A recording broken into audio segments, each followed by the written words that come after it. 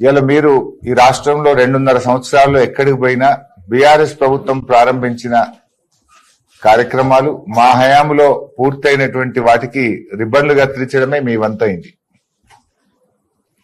రేపు సిద్దిపేటలో ప్రారంభిస్తున్న oil palm factory 2021లోనే రాష్ట్ర ప్రభుత్వం జీవో ఇచ్చింది. 300 కోట్ల రూపాయలతోని ఈ ఫ్యాక్టరీని నాటి బీఆర్ఎస్ ప్రభుత్వం మంజూరు చేసింది, పనులు ప్రారంభించింది. సో ఆయిల్ పామ్ ఫ్యాక్టరీ ఈ ప్రాంతంలో రావడంలో కాళేశ్వరం ప్రాజెక్టు చాలా చాలా కీలకం. కాళేశ్వరం ప్రాజెక్టు లేకపోతే అసలు మనం ఈ ఆయిల్ పామ్ సాగు అనేది సిద్దిపేట ప్రాంతంలో మనం ఊహించలేం. కాళేశ్వరాన్ని కూలేశ్వరం అన్న రేవంత్ రెడ్డి ఆయన చేతుల మీదుగా ఈ ఆయిల్ పామ్ ఫ్యాక్టరీ ప్రారంభం అవడం అనేది శోచనీయం. అట్లీస్ట్ ఇప్పటికన్నా కళ్ళు తెరువు రేవంత్ రెడ్డి. కాళేశ్వరం కూలేశ్వరం కాదు, కాళేశ్వరం తెలంగాణకు వరం.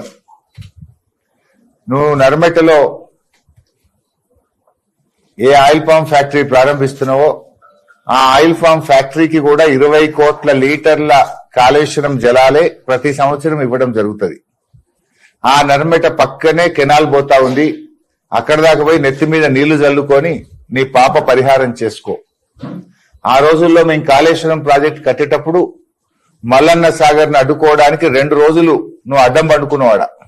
నువ్వు అడ్డం పండుకున్నా, హైకోర్టులో కేసులు వేసినా, ప్రాజెక్టును నువ్వు ఎన్ని రకాలుగా అడ్డుకోవాలని ప్రయత్నం చేసినా మొక్కవోని దీక్షతో ఆ రోజు మేము ఈ ప్రాజెక్టులు పూర్తి చేసినాం. ఈ జిల్లా రైతాంగానికి కాళేశ్వరం జలాలు అందించిన ఘనత బీఆర్ఎస్ ప్రభుత్వంది, కేసీఆర్ గారిది.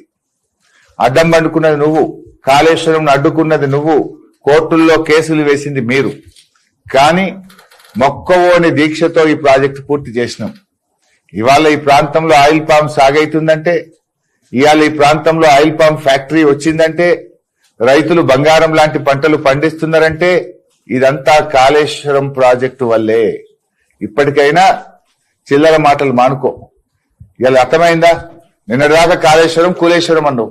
ఇవాళ నువ్వు ఆ కాళేశ్వరం జలాల మీద పండిన పంటకు, కాళేశ్వరం జలాల మీద పెట్టిన ఫ్యాక్టరీకి నీ చేతుల మీదుగా రిబ్బన్ గా తీస్తున్నావు. ఇప్పటికైనా స్టోరీ తెచ్చుకో.